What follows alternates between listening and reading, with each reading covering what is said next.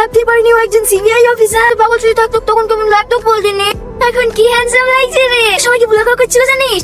ও নাকি সিবিআই দের হে। কি রে বলি তুই কাঁদছিস? না, আমি কাঁদতে যাবো কোন দুঃখে? ও একজন বড় সিবিআই অফিসার।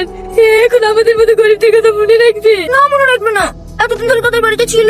ওই দাদা তোর দিকে তাকাচ্ছি। ও কই?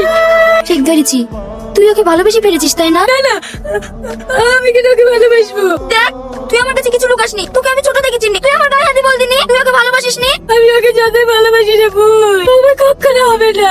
রে ভাই, আর 2 ঘন্টা বাদে তোর বিয়ে, আর তুই এখানে চুপচাপ বসে আছিস যে? লে পাঞ্জাবিটা পরিলে।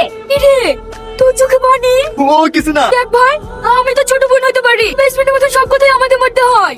আমি লাস্ট যে মিশনটা গিয়েছিলাম, এখানে গিয়ে একটা মেয়ের সাথে আমার পরিচয় হয়। আমি পাগল বেশে থাকা সত্ত্বেও সে আমার অনেক যত্ন নিত। জানিস শ্রাবণী, তার সাথে কাটানো সোনালী মুহূর্ত গুলো সব সময় আমার মনে পড়ে। আমি যেন নিজেকে হারিয়ে ফেলি। এইরকম কেন হচ্ছে বলতে পারিস বোন? বুঝতে পেরেছি, তুই মেয়েটাকে অনেক ভালোবেসে ফেলিস। আচ্ছা একটা কথা বলদিনি, মেয়েটা তোকে ভালোবাসে তো? এই প্রশ্নটাই তো আজ আমাদের ভিতর থেকে ঘুরে ঘুরে কাজ।